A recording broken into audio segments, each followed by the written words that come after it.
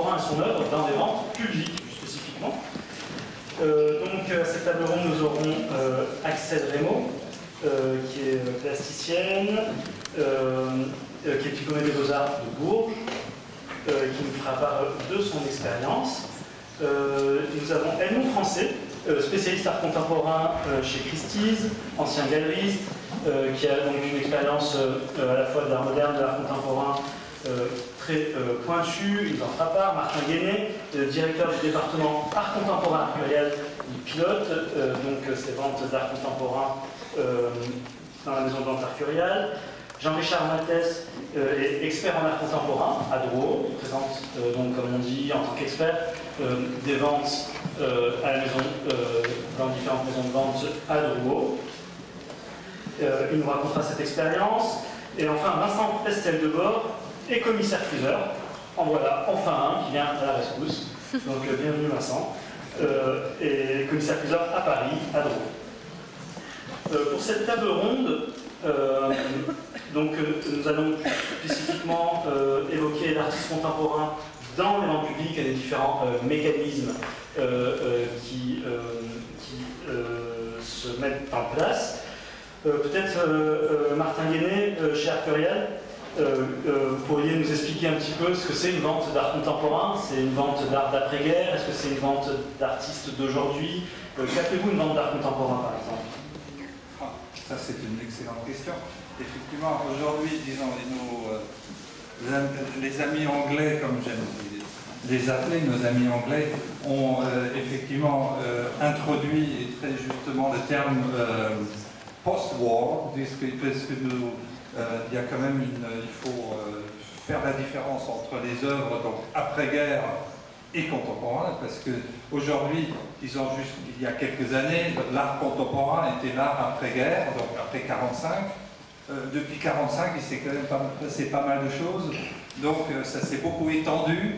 Donc il y a une sous-division, si on veut, entre post-war, donc l'art d'après-guerre, donc qui est l'art de 1945, je dirais jusqu'en 1970, grosso modo. Et puis il y a quelqu'un qui sonne. Et puis, donc, ce qu'on appelle aujourd'hui les ventes d'art contemporain, c'est des œuvres, c'est à partir de 1970, en gros, les minimalistes, en France, BMPT, disons tous ces mouvements, et puis évidemment les années 2000 jusqu'à aujourd'hui. Alors, est-ce que tous ces artistes chez Arturial sont présentés dans les mêmes ventes, ou font-ils l'objet de ventes différentes? Alors, jusqu'à présent, effectivement, tout ça, c'était sous un grand chapeau, parce que, encore une fois, nous n'avons pas, disons, toute la difficulté de notre métier, c'est de réunir un certain nombre et un nombre suffisant d'œuvres pour en faire constituer une vente. Donc, il en faut entre 200 et 300. C'était tout ça jusqu'à présent sous un chapeau. C'est depuis peu de temps maintenant qu'on commence effectivement à faire un peu des différences, disons, d'abord le post-war, donc l'art d'après-guerre, et jusqu'à présent le marché d'art contemporain, et justement on va en parler, je pense que c'est le sujet, a été l'enfant pauvre, disons, des parties de vente de nos, parce qu'on s'arrêtait en gros chez Robert Combas, donc dans les années 80-90, et les artistes d'aujourd'hui, quelque part ils sont actifs aujourd'hui, ont été moins présents. Mais ça, tout ça, ça a aussi une origine, il faudrait peut-être revenir. Voilà. Est-ce que c'est une paresse des maisons de vente de ne pas avoir voulu prospecter plus avant, ou est-ce que tout simplement ce sont des lois du marché, la rentabilité des ventes? Peut-être vous pouvez nous répondre là-dessus, Martin Guéné. Alors les lois du marché, ça c'est effectivement ça. Non, mais je voudrais peut-être revenir un tout petit peu en arrière, parce que la situation est quand même très différente. Alors ça c'est mon côté allemand, parce que j'ai une culture allemande, j'ai grandi en Allemagne, donc c'est mon côté anglo-saxon, je dirais, qui me fait dire que la situation en France est un peu particulière. Elle n'est pas la même que celle aux États-Unis, en Allemagne ou en Angleterre, évidemment en Grande-Bretagne. La France, il ne faut pas l'oublier, je vais être très bref, mais a été assez quand même, je dirais, un peu enfermée dans un système de monopole pendant de longues années. Le système des commissaires-priseurs en France a été jusqu'en 2000 un monopole, donc qui interdisait la concurrence internationale d'intervenir. Là, je prêche pour la concurrence internationale. Mais ça veut dire aussi que la France est un peu, je dirais, endormie sur ses lauriers, parce que jusque dans les années 60, Paris était le centre du monde, du marché de l'art. Total et absolu. Disons, rien n'existait en dehors de Paris. Et en espace de 30 ans, même pas, la France l'a perdu, cette place. Mais elle ne peut pas le reprocher aux autres, elle l'a perdu toute seule. Disons, Alors pourquoi l'a-t-elle perdu? Peut-être Edmond Français, avez-vous une idée sur la question? Alors comment elle l'a perdu? Bon, la légende veut qu'à un moment, je crois, mon confrère me diront ça aussi, mais il y avait des études ADER qui étaient très très importantes. Exactement, donc vraiment effectivement les années 60, le marché de l'art, c'est 90% se passe en France. Aujourd'hui, c'est moins de 5%. Moins de 5%. De volume, c'est à peu près ça, mais ça ressemble à ça, donc ça crée des rigolades. Et il paraît qu'à un moment, ils auraient pu acheter une salle de vente aux États-Unis qui s'appelait Park Bennett. Et puis, bon, ils se sont dit, les États-Unis c'est loin, aucun d'eux ne parlait anglais. Et les petites maisons de vente, à l'époque, s'appelaient Sotheby's, a sauté sur l'occasion. Et donc, a tout de suite vu que l'Eldorado et que le centre du marché de l'art allait se déplacer vers New York. Donc ça, c'est un peu la genèse et l'idée de comment à un moment ça s'est transformé. Sur les temps, par définition, un marché se transforme toujours. Et d'ailleurs, l'objet de ce soir de ce réunir, c'est comment est-ce qu'une maison de vente, d'une certaine façon, essaie toujours aussi de se réinventer, de réinventer les ventes et de réinventer la façon dont cela peut refonctionner. Pour reparler de chez Christie's, en tout cas, l'art contemporain, peut-être qu'on l'appelle, c'est l'art contemporain, le post-war, etc. Disons qu'à partir de 98, il y a eu aux enchères, il y a eu des ventes vraiment d'art contemporain. On pourrait historiquement, entre guillemets, la placer peut-être avec la vente de Saatchi. Donc les premières ventes d'art contemporain chez Christie's ont eu lieu en 98. Bon. Avant, c'était des ventes. Avant, il y avait Martaber aux États-Unis, etc. Mais d'après moi, en tout cas pour ma génération, l'une des grandes, c'était effectivement la vente Saatchi, puisqu'en fait, ce qui se passait, comme je disais, c'était que finalement la distance entre le premier marché et le second marché est très très raccourcie. C'est-à-dire que Saatchi avait acheté des œuvres, disons en 96, 97. A priori, quand un collectionneur achetait une œuvre dans une galerie ou par tout autre intermédiaire, on pensait, il y avait une certaine chose comme quoi il l'a gardé plusieurs années. 4, 5, plutôt 10 ans, plutôt 15 ans. Et là, effectivement, par ce biais de remettre aux enchères quelques années après, pour certains artistes, 2-3 ans après, c'est constitue en quelque sorte une petite révolution. Alors, il se trouve que cette vente a plutôt très bien marché. Pourquoi elle a très bien marché? D'une part, de ce qu'on appelle quelque chose qui est assez magique quand on fait des ventes aux enchères, c'est la provenance. Il se trouve que c'était la vente Saatchi. Donc on achetait autant les artistes qui étaient proposés, et on achetait aussi cette provenance qui était à l'époque, qui revêtait une certaine magie, puisque c'était à un moment un très très grand collectionneur, notamment des années 80 jusqu'à nos jours. Donc il y a eu vraiment cet effet-là. Et puis l'autre effet qui a fait que ça a été fort, c'est qu'il se trouve que la grande majorité de la vente étaient ce qu'on appelait à l'époque, ce qu'on appelle toujours d'ailleurs les YBA, c'est-à-dire les Young British Artists. Et il se trouve qu'effectivement, la décennie 90 a plutôt été marquée par l'émergence d'une scène très très forte en Grande-Bretagne, qui était d'ailleurs corrélaire d'une expansion économique très très forte au Royaume-Uni. Car en fait, ces deux phénomènes sont extrêmement et souvent très liés. Il faut très souvent une économie forte, avec plein d'acteurs qui arrivent de l'étranger, avec un terreau très très fort pour qu'une création artistique puisse s'épanouir au mieux. Alors donc en fait ces deux permets, et si tu permets, pas oublier le métier de M. Saatchi. Et bien sûr, qui était publicitaire. Et là, moi je dirais, pour rajouter, là entre en jeu ce qu'on appelle le marketing. Alors on va en parler, peut-être on va parler de ça plus effectivement dans ces aspects-là. Dans un registre différent, il y a aussi des ventes d'art contemporain à Douro. Jean-Richard Mathès, vous êtes expert dans ces ventes, sont des ventes de jeunes créations contemporaines. Par quoi qu'entendez-vous par là? Alors donc, dans ces ventes que j'organise 2 fois par an à Drouot, oui.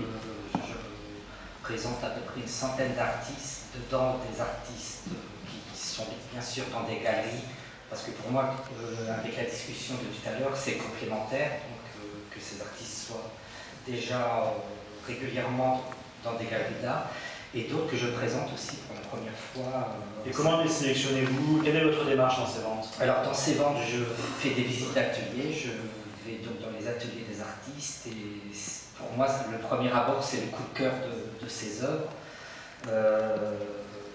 Pour en parler, donc justement, j'essaye lors des expositions à Drouot préalable, qui est ce rapport avec le collectionneur, de pouvoir parler, faire une approche, parler où expose l'artiste, ce qu'il fait en dehors, justement, peut-être ce qui ne se fait pas trop à Drouot, mais j'essaye vraiment d'avoir un rapport important avec le futur acheteur et savoir parler de l'artiste. J'ai même, c'est un détail à l'exposition, je mets toujours les classeurs avec toutes les biographies des artistes, parce que les gens se sentent rassurés de voir que l'artiste a exposé à tel ou tel endroit.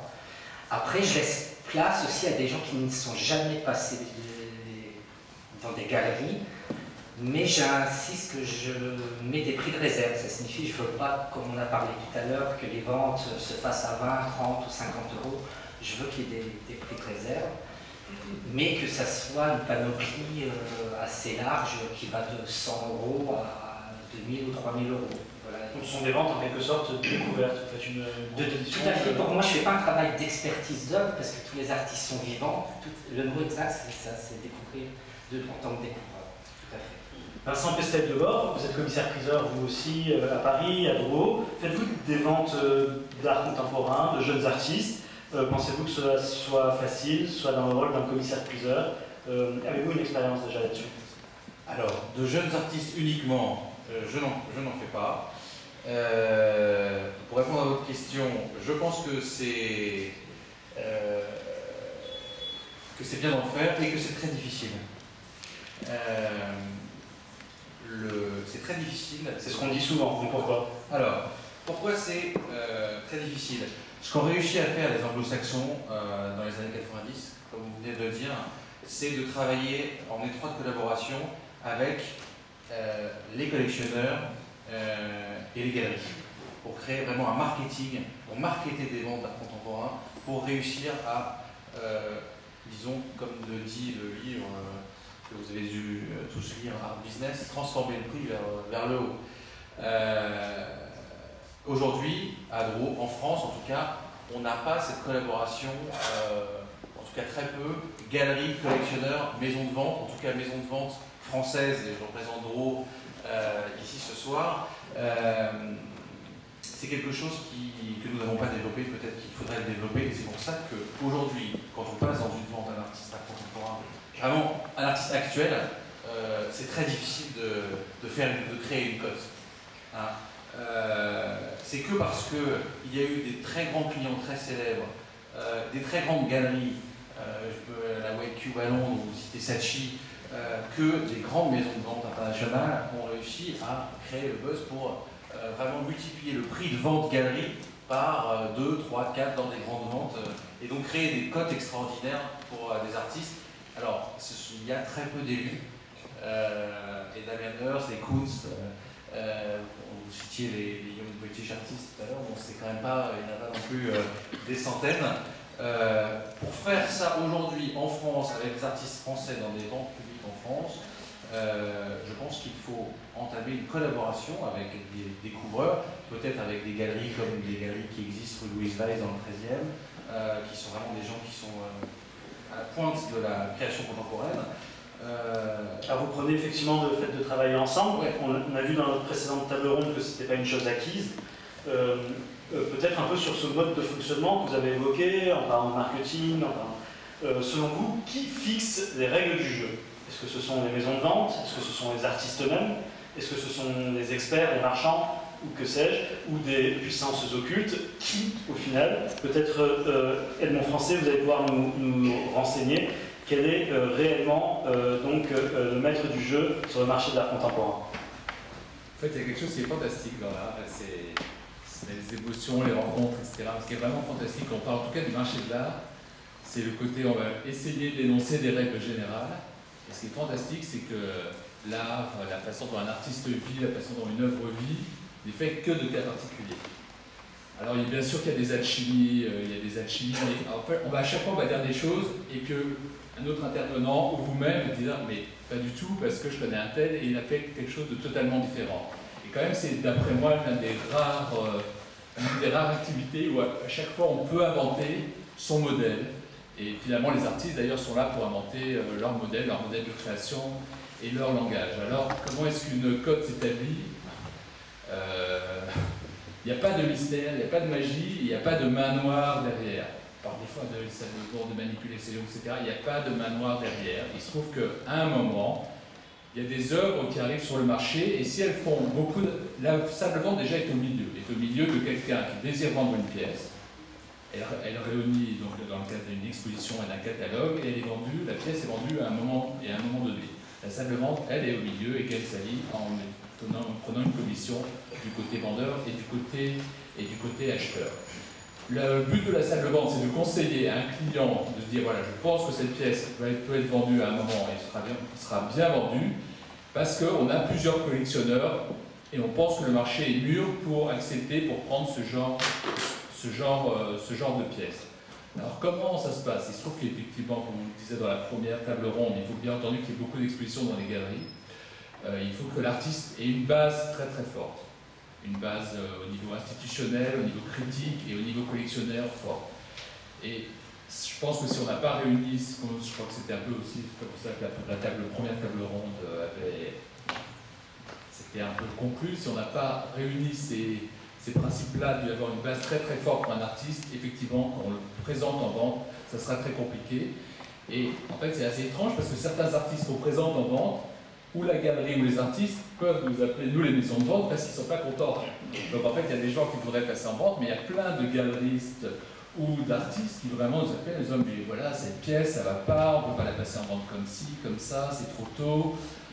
Bon, après, c'est au libre arbitre de la salle de vente de prendre une décision ou non.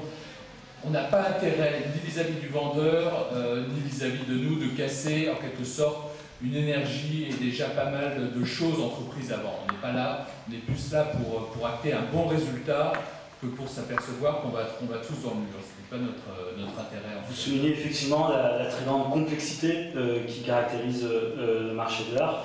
Je pense que c'est effectivement ce qui fait aussi la richesse de tous nos métiers et leur intérêt. Peut-être on pourrait demander à Axel Reymaud, qui est plasticienne, qui est jeune plasticienne, comment elle envisage ce monde, qui peut lui sembler peut-être un peu tentaculaire, ou je ne sais pas. Qu'en pensez-vous?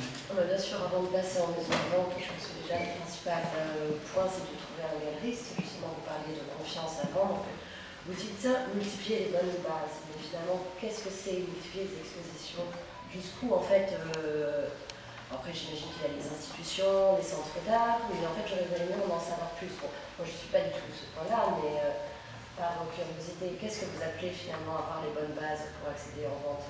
Tout ce qui est effectivement exposition, tout ce qui est biennale, tout ce qui peut être catalogue, tout ce qui peut être exposition de groupe, dans les fondations, chez les collectionneurs. Il faut vraiment que toute la question en fait à chaque fois est un problème. La grande question c'est la diffusion. Donc effectivement, pour moi, avoir une base, c'est avoir une diffusion la plus large possible.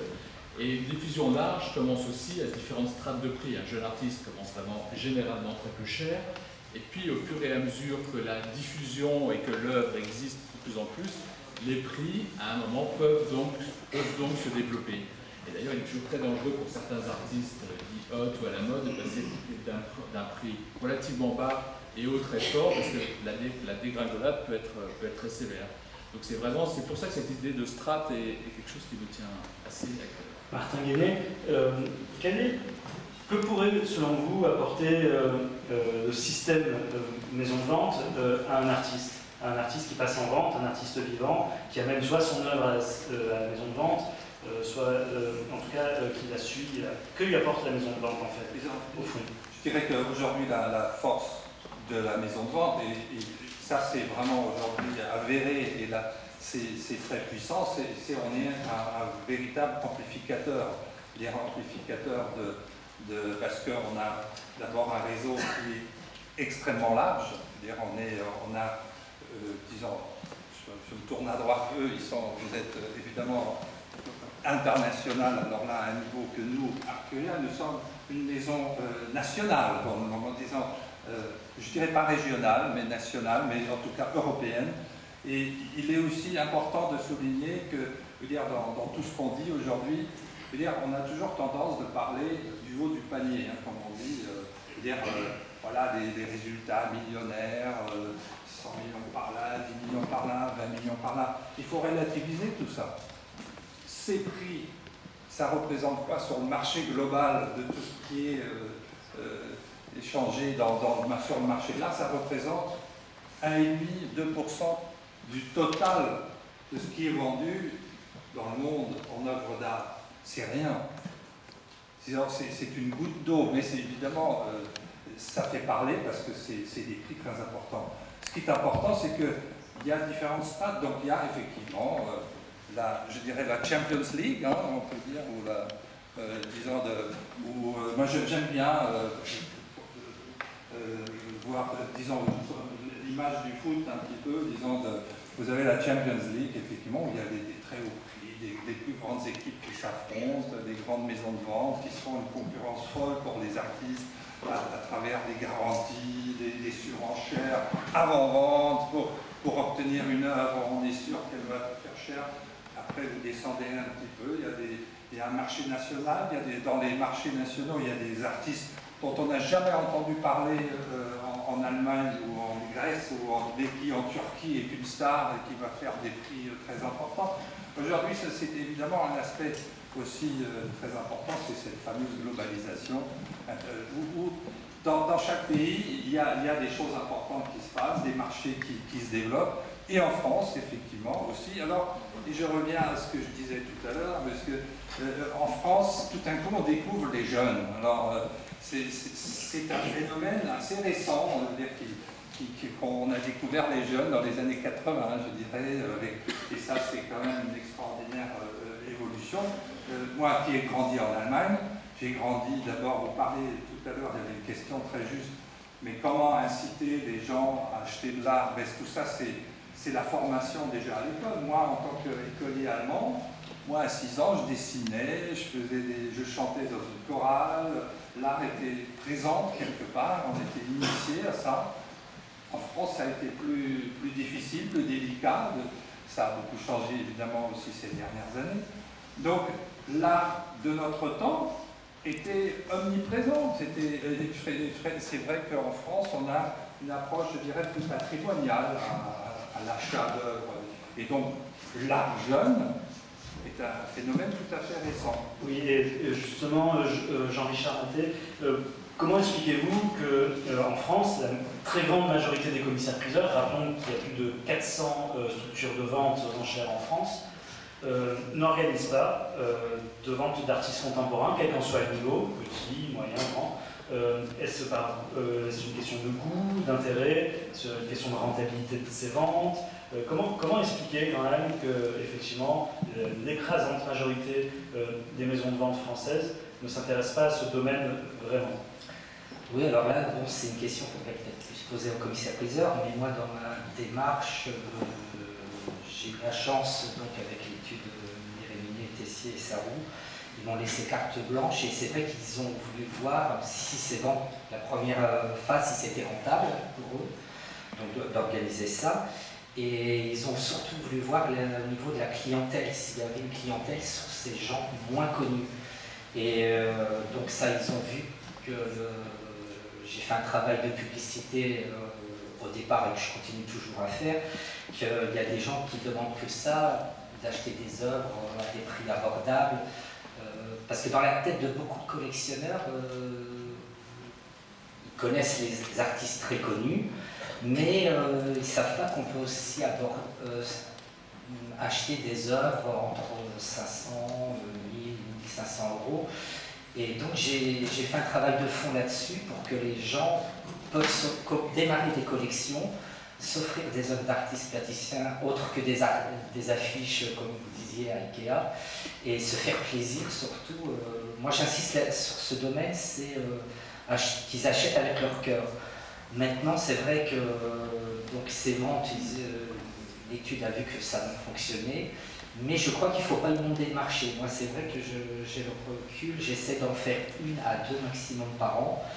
Et après, c'est vrai que je n'ai pas contacté énormément d'études pour voir. J'ai fait en province 1 ou 2 fois, et pareil, il y a eu la clientèle provinciale, j'étais très étonné, qui ont dit au commissaire-priseur, tiens, ça nous fait plaisir enfin de voir l'art contemporain, ça nous change du mobilier. Donc je pense qu'il y a un potentiel partout. On voit qu'il y a une demande, effectivement. Une demande, oui, tout à fait. Et Vincent Pestel-Debord, pensez-vous que le commissaire-priseur puisse répondre à ces demandes? Pensez-vous qu'il a un rôle aussi, au-delà de son rôle traditionnel de vente aux enchères, qui a un rôle de transmission, qui a un rôle en quelque sorte culturel, qui puisse proposer des choses aussi en fonction de ce qu'il aime. Pensez-vous que ce soit le rôle du commissaire-priseur de demain? Ah oui, certainement. Le commissaire-priseur, j'espère, doit avoir un rôle de médiateur culturel. Malheureusement, le marché est très difficile à transformer et c'est bien d'organiser des journées comme ça, les journées de rencontre avec les gens, parce qu'on veut faire connaître notre métier et qu'on a l'habitude de dire à nouveau que c'est un musée éphémère, permanent. Il y a des centaines d'objets qui passent tous les jours. Bon, là, je rentre dans les généralités de la vente aux enchères, mais pour parler plus particulièrement des artistes contemporains, aujourd'hui, le marché a vraiment beaucoup de mal à répondre lorsque la personne n'a pas de cote. Immédiatement, un amateur dans une vente publique va regarder sur les sites spécialisés, dans les livres spécialisés, si l'artiste a une cote. Voilà. On pourrait disserter pour savoir ce que c'est qu'une cote. Comment est-ce qu'on peut en avoir une? C'est un peu la question de ce soir. Déjà, il faut passer en vente et faire un certain prix. Donc c'est un peu le serpent qui se mord à la queue. L'achat coup de cœur, l'achat émotion, lorsqu'on voit un tableau, on dit « Ah, c'est chouette, je vais l'acheter dans le vent ». Bon, malheureusement, c'est trop rare. Il est trop lié, l'achat, à aussi un réflexe patrimonial. Si je peux me permettre, je ne sais pas. Si. Ah, alors, moi, ça m'a interpellé tout à l'heure, parler de légitimité. Et légitimité, pourquoi la légitimité passerait-elle par la cote, par le marché? C'est pas ça la légitimité d'être artiste. Ah, je suis bien d'accord. Non, mais je le redis. Et c'est vrai qu'aujourd'hui, tout le monde dit, mais il n'y a pas de cote. On s'en fout, c'est pas la question. Ça reste d'abord un artiste. Juste une petite parenthèse. Alors, pour finir sur cette petite parenthèse, je vais peut-être vous donner un exemple très concret. J'ai vendu il y a un mois 1024 tableaux d'art contemporain. Donc c'était dans le cadre d'une vente judiciaire. Dans le cadre d'une vente judiciaire. C'était une société d'investissement dans l'art contemporain qui a été liquidée. En moyenne, ces œuvres ont été achetées à des artistes, voilà, vraiment des artistes français ou qui, en tout cas, commercialisés sur le marché français leurs œuvres. Bon, il y avait aussi des œuvres des pays de l'Est, mais principalement des œuvres françaises. Voilà. Aujourd'hui, voilà ce que ça a donné. On en a vendu 1024, on a fait 200 000 €, donc ça fait 200 € grosso modo. Voilà ce que ça a fait vendu. Et avec du street art, tous les mouvements actuels. Alors, c'était des artistes qui exposaient dans des foires, qui étaient aussi exposés dans des galeries pour la plupart. Mais voilà, aujourd'hui, voilà comment a répondu le marché à Alors, effectivement, on dit souvent que les Français ne s'intéressent pas à leurs artistes, qui ne sont pas les beaux artistes français, à la création purement française, qui ne sont pas capables de les défendre, qui les défendent mal en tout cas. Qu'en pensez-vous, Edmond Français, sur la manière dont la France présente ses propres artistes? C'est un cas un peu particulier parce qu'il se trouve que j'ai rejoint Prestige il y a quelques mois, et j'ai une galerie pendant assez longtemps à Bruxelles, sous le nom Barognon français. Et j'ai toujours eu un peu peur, en fait, ce côté un peu, on va descendre des artistes français contre des artistes allemands ou américains ou anglais. C'était une question qui finalement m'intéressait assez peu. Défendre des artistes en règle générale, mais par nationalité des artistes français, je sais pas. Je trouve que c'est pas un label, pas plus qu'un artiste anglais, c'est un label. En plus, souvent les artistes, en fait, plutôt qu'être liés d'après moi, à un pays, sont plus souvent liés à une ville. Il y a eu un moment des générations, on l'a entendu à New York, à Düsseldorf, Cologne, à un moment était un centre important. Donc ça me paraît plus intéressant de voir ça par rapport à une ville où il y a des universités, où il y a des professeurs comme ça importants qui défendent, dans ce cas-là, il y a une espèce entre guillemets d'école. Ce côté-là me paraît toujours plus important. Pour répondre un peu plus précisément à voilà, il se trouve que, je ne veux pas être déclinologue, mais il se trouve que la difficulté qu'a la France actuellement dans la globalisation en général, dans le mouvement économique et dans le rapport à l'eau, dans le rapport à l'Europe et dans le rapport au reste du monde, n'est pas tout à fait étranger au fait que les artistes eux-mêmes, voilà, on n'est pas très ouverts vers l'extérieur. C'est pas du tout un truc de déclinologue ou de professeur, mais c'est vrai que voilà, ça participe quand même d'un mouvement général et je dirais, voilà, comme je pense qu'il faut vraiment une économie forte pour défendre aussi des artistes, avoir des centres d'art, avoir derrière une grosse énergie et des bulldozers derrière qui font que les artistes peuvent bouger, peuvent exporter, peuvent travailler à l'étranger, etc.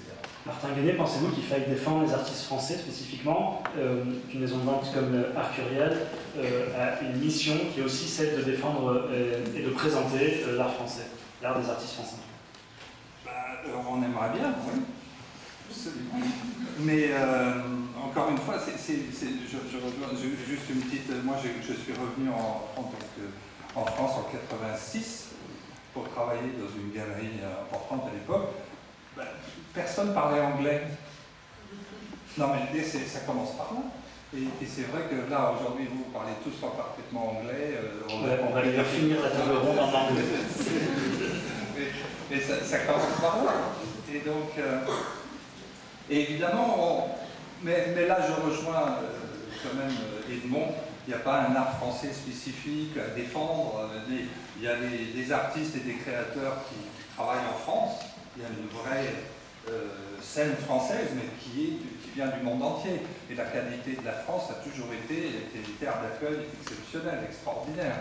Et donc, ça doit le rester. Et c'est les Chinois qui sont venus dans les années 80, c'est les Russes dans les années 20, c'est eux aussi qui ont façonné et qui ont fait ce qu'est Paris et ce qu'est la France.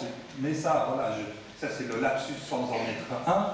Quand on parle de la France, on parle de Paris. Ça aussi, c'est évidemment toute une difficulté qui est très différente par rapport à la situation allemande, qui est un pays fédéral. Donc chaque pays a aussi l'ambition d'être à la pointe, d'avoir une belle académie d'art, chaque ville a son théâtre, donc il y a cette concurrence saine aussi entre tous ces pays qui fait que l'Allemagne en éclore énormément d'artistes et tout à coup Leipzig devient le centre du monde. Et Paris, c'est toujours Paris, c'est effectivement une certaine lourdeur, une certaine administration. Donc, mais ça a beaucoup changé, je dirais, depuis les années 80 où aussi votre génération, vous avez découvert qu'aujourd'hui, si on veut se défendre, c'est en réseau qu'il faut se défendre, et ces réseaux, c'est transfrontaliers, ne sont pas franco-français. Hein, on va à Berlin, on va à Londres, on va aux États-Unis, et l'institution, je me tourne, l'a aussi clairement compris depuis maintenant aussi quelques décennies que sans un soutien fort, rien ne se passera. J'ai envie de vous demander aussi, vous qui êtes dans des maisons de vente, vous qui êtes commissaire-priseur, on dit que notre métier est un petit peu à un tournant, qui est en train de changer, et que les structures changent, que des nouveaux moyens sont mis, des nouveaux moyens juridiques sont mis à disposition des maisons de vente, donc qu'elles se sortent effectivement de l'ancien statut et de ses rigidités. Qu'est-ce qui va permettre d'imaginer quels vont être les processus pour vendre de l'art contemporain de demain, nouveaux, qu'on n'utilise pas aujourd'hui, premièrement, et deuxièmement, quels vont aussi être des moyens plus marketing, par quels par quel biais y arriver, quel mode de présentation. Est-ce que l'art contemporain va être segmenté, effectivement, comme on disait, par nationalité, ou par technique, ou par street art, par discipline. Comment vous imaginez que les maisons de vente, dans les 10 ans qui viennent, vont présenter l'art contemporain? Est-ce qu'il va y avoir des nouveautés? En tout cas, ce qui est clair, c'est qu'on essaie de le faire de façon de plus en plus professionnelle. Déjà par les lieux qu'elle abrite, qu'elle joue encore plus que Londres ou Paris, quand vous allez visiter les Sotheby's ou Christie's à New York, les lieux pour montrer les œuvres du second marché sont de plus en plus incroyables. La façon dont les spécialistes et les experts de ces maisons est de plus en plus professionnelle. Certaines viennent même du monde des musées, donc vraiment tout à coup le monde des experts a pris vraiment beaucoup de monde du musée, de fondations, etc. Donc je dirais que ça se professionnalise de façon absolument incroyable. Alors comment est-ce que ça va être dans les années à venir? C'est compliqué à prévoir. Difficile à prévoir, mais ce qui est clair, c'est qu'on voit, en tout cas du côté des acheteurs, le désir d'achat d'art contemporain est très très important. Alors les galeries, les galeries en profitent, certaines en profitent beaucoup. Les salles de vente, on voit en tout cas on a de plus en plus pour des gens connus, pour des artistes connus, acheter en vente, les gens achètent en vente, ils achètent dans des galeries, ils achètent dans les ateliers. Je crois que la frontière est devenue beaucoup plus floue qu'avant. Il n'y a pas ces deux mondes, la salle de vente d'un côté et la galerie de l'autre. Je crois vraiment que les idées et les œuvres aujourd'hui circulent de façon incroyable. Et il me semble qu'il y a de plus en plus, ça devient de plus en plus naturel pour les œuvres de bouger ou dans des maisons de vente ou dans des galeries. On observe que les maisons de vente mettent souvent en avant leur activité d'art contemporain. Donc ça prouve bien que c'est aussi en termes d'image positive pour elles et que ça correspond à l'esprit du temps. Qu'en pensez-vous, Martin Guéné? Effectivement, les disciplines d'art contemporain sont mises généralement en avant par la maison de vente, plus que les disciplines d'art ancien. Oui, c'est clairement le 20e, et en même temps, nous, on n'invente rien, nous, on fait que suivre le mouvement. Je disais tout à l'heure le mot amplificateur, et ça, c'est notre force. On saisit, alors là, plutôt les uns que les autres, ou une maison que l'autre, on saisit des mouvements de fond, et qu'on capte, un artiste qui émerge, hop, il est introduit, disons, il est inclus dans une vente, aux enchères, et il y a un résultat qui se fait. Et puis il y a évidemment la diversification qu'on fait. Je parlais de la globalisation, on va monter des ventes chinoises, après le marché se déplace vers les Grecs, on va faire une vente grecque, après on va faire une vente turque. Disons, ça c'est des choses. Et puis il y a un autre phénomène, un phénomène un peu plus récent, c'est évidemment, on a dit, évoqué 2-3 fois, c'est le street art et le graffiti. Et là, ça se passe curieusement et étrangement complètement différemment. Parce que là, les graffeurs ou les gens qui travaillent dans la rue, ou pour eux, le marché se fait dans les salles de vente. Et là, le mouvement, il est direct. Ça se passe de manière plus directe. Plus direct, c'est l'artiste qui va, c'est la salle des ventes. Et c'est nouveau, c'est différent, mais c'est un intéressant phénomène, c'est un nouveau phénomène, je dirais, du marché, un nouveau fonctionnement. Là, effectivement, on peut dire tout d'un coup la salle des ventes, mais là aussi, il faut le faire avec... C'est un marché non négligeable et qui effectivement a une certaine spontanéité dans son organisation, c'est ça. Mais il faut le faire avec précaution, il ne faut pas... voilà, nous, vous savez, Arcurial, on en fait maintenant depuis quelques années, mais on en fait une par an. On a parfois envie d'en faire deux, mais je pense qu'il ne faut pas multiplier les choses, il ne faut pas aller trop vite non plus. C'est un marché fragile qui se construit. Mais voilà une piste un peu différente et où effectivement, mais là aussi, il faut un commissaire-priseur. Chez nous, nous avons Arnaud Oliveux qui est impliqué un petit peu. Donc de la professionnalisation aussi, jusque dans les spécialités. Voilà. C'est l'expert qui fait aussi que la chose se passe. Il nous reste à ce stade juste une quinzaine de minutes avant de pouvoir boire un dernier verre. Je serais tenté de demander s'il y a des questions, des interventions dans la salle. Oui. Moi, je me pose la question, étant donné que le titre de la rencontre est l'artiste, l'œuvre et les autres, pourquoi dans cette table ronde et la précédente, on a beaucoup entendu parler de galeristes, mais très peu finalement les artistes. Ni dans la première table ronde, ni dans la deuxième. Quand même,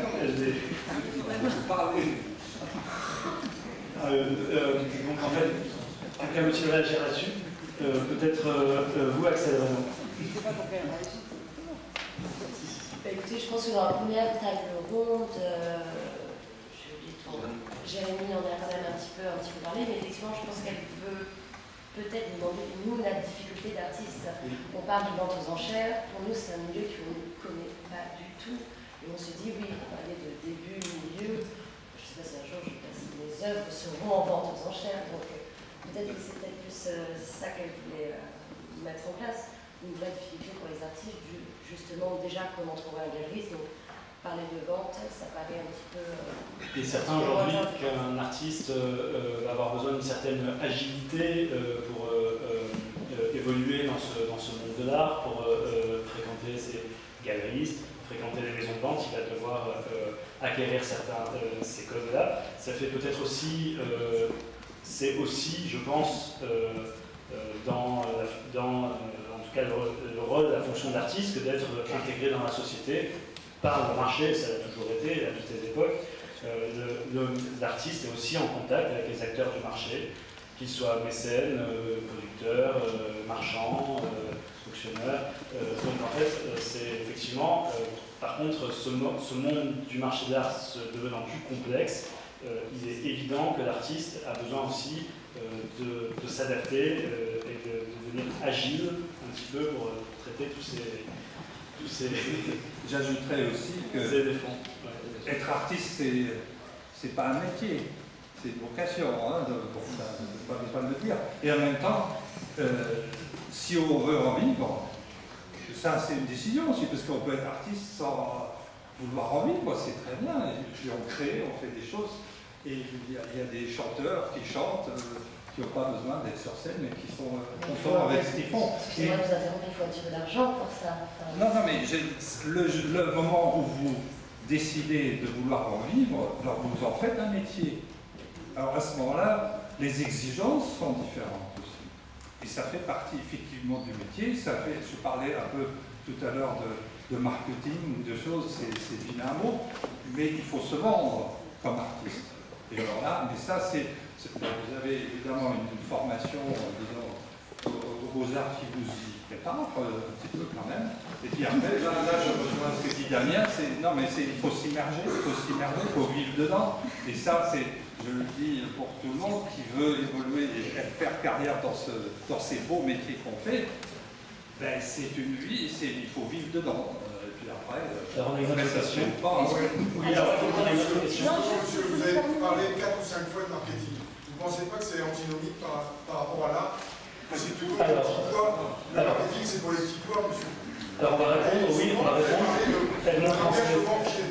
Edmond Français, est-ce que vous pensez que le marketing est antinomique avec le monde de l'art et de soit? Non, mais derrière le marketing, c'est pas le mot, mais en fait, c'est.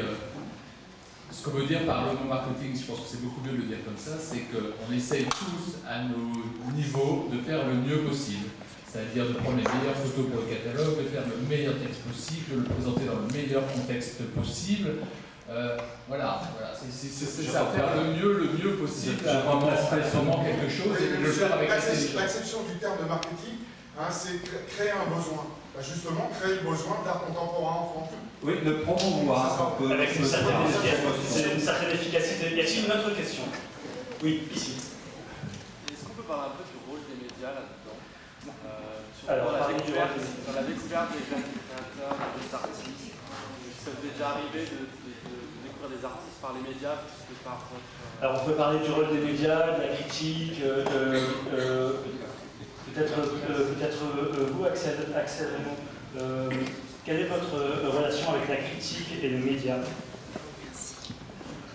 La relation avec la critique et les médias, je ne comprends pas la question de la relation. Est-ce que c'est quelque chose qui vous influence dans votre travail, qui vous dicte des choix? Vous sentez-vous libre par rapport bien sûr, à ce non, ça n'influence pas du tout tout mes choix. Effectivement, comme tout le monde, je regarde ce qui se fait, je vais beaucoup voir des expositions, de vernissage, mais à aucun moment je vais me dire tiens, je vais commencer à travailler ça parce que ça marche. Vous n'avez donc pas une approche marketing? Non. Ça peut-être, je ne sais pas. Ils n'ont pas le choix, hein, les artistes. Ils doivent faire des dossiers de présentation de leurs œuvres, ils doivent savoir écrire, valoriser justement leur travail. Ils n'ont pas le choix. Moi, je suis juste étonnée qu'on ne parle pas plus justement des difficultés que quand vous dites que les œuvres sont vendues à 200 €. Moi, je me pose juste une question matérielle. Je me posais la question, oui, c'était des petites choses, mais même du temps de travail passé. C'est bien que ça ne s'estime pas comme ça, là. Et juste des matériaux utilisés. Là, ça coûte cher. Là, ça ne couvre pas le prix des supports ou du médium. Ouais, c'est ça. Et c'est ça qui est compliqué. C'est que, c'est ça. Après, il y a des gens qui t'attendent. Mais comme vous dites, les galeries, on a l'impression qu'elles sont occupées un peu par les mêmes, enfin, on est plus cotées. On ne sait pas comment la cote, elle s'établit. Enfin, c'est un peu, comme vous disiez, un peu le serpent qui se voit. Peut-être essayer de parler des choses plus positives. Tout à l'heure, Damien demandait quels sont les médias qu'on peut faire. On parle des médias et des moyens qu'on peut mettre à disposition des artistes, parce que vous avez aussi demandé qu'on parle plus des artistes et des œuvres.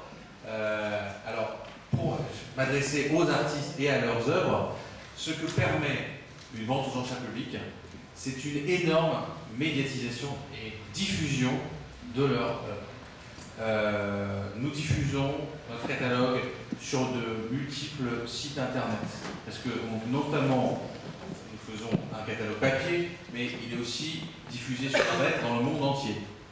Nos catalogues sont repris sur des sites spécialisés de vente aux enchères aux États-Unis, en Chine, dans tous les pays d'Europe.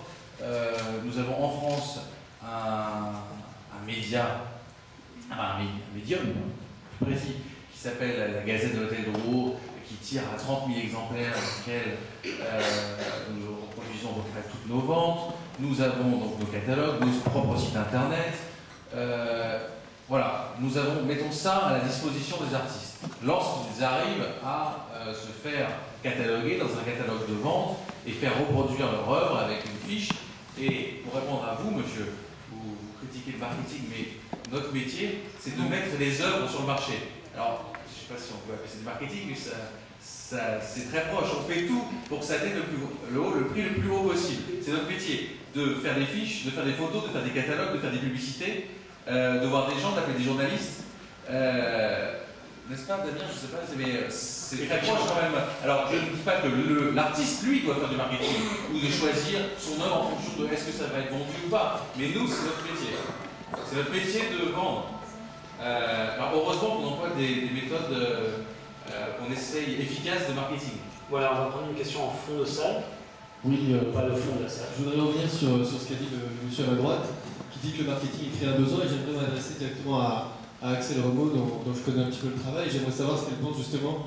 Est-ce qu'elle aurait aimé, elle, aux Beaux-Arts, avoir plus de cours de marketing ou de promotion de son artiste, apprendre à faire des dossiers, à faire des books comme c'est fait par exemple dans des écoles à Parsons aux États-Unis et en France, qui est, je pense, assez peu abordé et qui de nos jours est désormais nécessaire. J'aimerais avoir son avis en tant qu'artiste, puisqu'on dit que sur la formation, oui, sur la formation dans les écoles d'art. Effectivement, moi j'ai eu aucune formation pour monter des dossiers, trouver justement des subventions pour réaliser des œuvres, et je me suis confrontée à ça réellement après les Beaux-Arts. Ça a mis quand même quelques temps à, oui justement, qu'il faut savoir du coup monter un dossier, écrire un texte de présentation si on ne connaît pas de personnes qui savent écrire sur son travail, des mises en page, bon ça on a appris aussi également, mais ça a été le plus difficile parce qu'en fait on ne sait pas du tout comment se vendre. Et vous disiez justement que c'est pas un métier, mais je pense aussi, parce que justement on a besoin d'argent pour créer, donc on est toujours obligé de trouver des petits travails à côté, donc les œuvres n'avancent pas, donc c'est tout.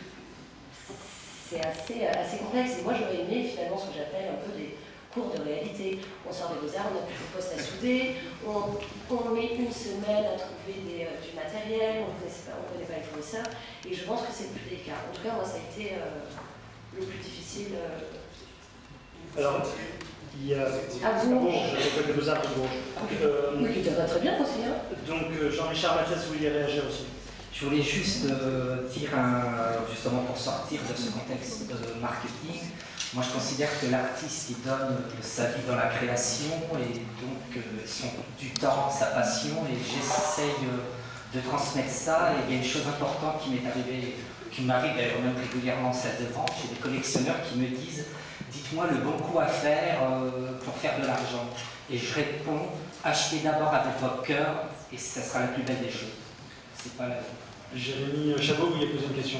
Oui, alors c'est plus une intervention par rapport à l'histoire de dossiers, puisque justement Jeune Création actuellement est en plein dans la réception des dossiers, puisqu'on a 3600 préinscriptions, et le dur travail du comité de sélection d'artistes, donc un comité d'artistes, effectivement. Le comité d'artistes va devoir sélectionner donc 60-70 artistes. Et cette question des dossiers, c'est vrai que c'est compliqué parce qu'il y a des très beaux dossiers, on se rend compte des fois il y a des très beaux dossiers, et on peut être assez surpris de la pauvreté du travail ensuite, et en effet des artistes qui ont un travail, une vraie envie de dire, et qui n'arrivent pas à en parler ou le faire valoir. Et malheureusement, dans les outils pour l'instant qu'on met en place, c'est compliqué. Mais comment on arrive à choisir et faire émerger ou pas tel ou tel choisir, c'est toujours des choix compliqués. Et je pense que c'est une alchimie, puisque heureusement en France, on a quand même... Alors je pense qu'il y a une politique culturelle qui était importante, puisque l'association Jeune Création ne va pas se plaindre, on reçoit quand même des subventions importantes pour justement être un palier entre les écoles et des premières expériences de démonstration avec des expériences de transmission des artistes un peu plus confirmés qui sont présents, mais aussi des mises en lien avec des professionnels et des institutions. Donc cette histoire de passe, je pense que c'est important de trouver des espaces comme ça, de discussion comme on l'a fait avec le CIMEV aujourd'hui, c'est-à-dire où on arrive les différents acteurs arrivent à se parler, pas uniquement dans des jeux égoïstes de profit, comme ça a été dit, ou en tout cas de marketing ou pas. Il en faut à une juste mesure, et comment ça se fait. Je vois une question derrière. Oui, c'était simplement pour réagir rapidement sur ce que vous venez de dire. Je pense qu'en fait, ce qui manque en France, c'est la profession d'agent d'artiste. Donc des personnes qui sont des commerciaux et qui vont aider les artistes à monter des dossiers, à se faire connaître auprès des institutions et peut-être à trouver leur première galerie.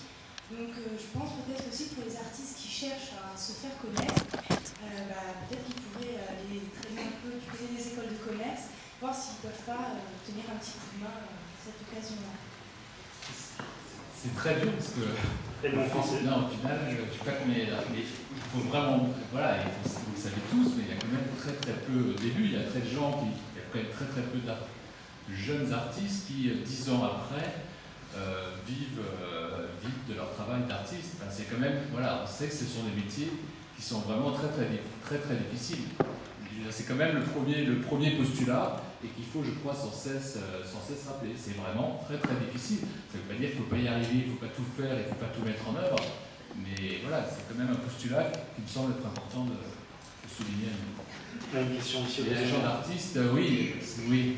J'espère qu'il ne nous arnaquera pas en vous demandant des filles incroyables pour vous aider à faire 3 dossiers. Je pense que ceux qui peuvent le mieux aider les artistes, ce que j'ai vu en tout cas au cours de mon expérience, c'est souvent les artistes eux-mêmes. C'est-à-dire c'est souvent en se regroupant, en essayant de faire ensemble des choses dans un lieu qui est un peu alternatif et d'essayer de faire bouger les choses. C'est vrai que la pratique de l'artiste peut être souvent solitaire, quoiqu'elle l'est de moins en moins aussi, puisqu'on intervient beaucoup en production avec d'autres corps de métier, qu'il y a de plus en plus aussi de travail qui sont liés à la collaboration. Mais je crois qu'effectivement, se faire connaître, c'est aussi se faire aussi son propre réseau et je pense que c'est l'objet de l'association Jeune Création, bien sûr. Madame. Oui, alors moi je voulais réintervenir sur le côté cote. Oui. Donc l'artiste, effectivement, quand il est jeune, il sort de son école et il cherche à s'introduire dans les réseaux. Et donc quand il a la chance d'arriver dans les salles de vente, malheureusement, j'ai l'impression qu'il n'y a pas de rigueur ou de discipline de la part des commissaires-priseurs pour assurer un prix minimum des œuvres, de façon à éviter que les œuvres partent à 200 €. Ce qui ne permet pas à ces jeunes artistes de prendre une crédibilité sur le marché. Et cette crédibilité leur permet ensuite d'être en contact avec des collectionneurs qui, malgré tout, et ça, c'est une réalité avec laquelle il faut faire. Si ces artistes n'ont pas de cote, certains collectionneurs ne les achètent pas. Ce qui fait qu'on parle effectivement du serpent qui se mord la queue. Et donc ces artistes retournent bien déçus du prix qu'ont pu atteindre leurs œuvres, sans parler donc de la déception et du découragement qu'ils peuvent avoir par rapport à ça. Et donc, qu'est-ce qu'un commissaire-priseur peut faire? Parce que là, votre vente, les œuvres vont atteindre 200 €, n'avez pas la possibilité de faire des prix minimum. J'avais pas de prix de réserve. Mais ça dépasse un peu la table en jeu, parce que c'est une vente judiciaire, et là, on est autour du CIMEV, et c'est le syndicat des ventes volontaires. Donc on fait ce qu'on veut, on met des prix de réserve qu'on veut. Pour ça, il faut, malheureusement, c'est pas nous qui allons acheter les œuvres. Alors on va essayer d'en faire la promotion, comme je viens de vous l'expliquer, par tous les médias et tous les moyens qui sont à notre disposition, mais si ça ne monte pas, ça ne monte pas. On fait tout pour que ça monte, mais c'est difficile. Quand vous dites que bah, il faut que le commissaire-priseur fasse tout pour payer la cote qu'on veut, on ne peut pas nous imposer l'obligation de résultat. Alors je vous propose peut-être de terminer, de continuer nos discussions autour d'un verre, d'un verre tout simplement. Et donc puisque cette discussion ne peut pas réellement être conclue, il s'agissait de jeter peut-être les bases d'une discussion. On finira tous ensemble par discuter. En tout cas, merci à tous pour votre attention.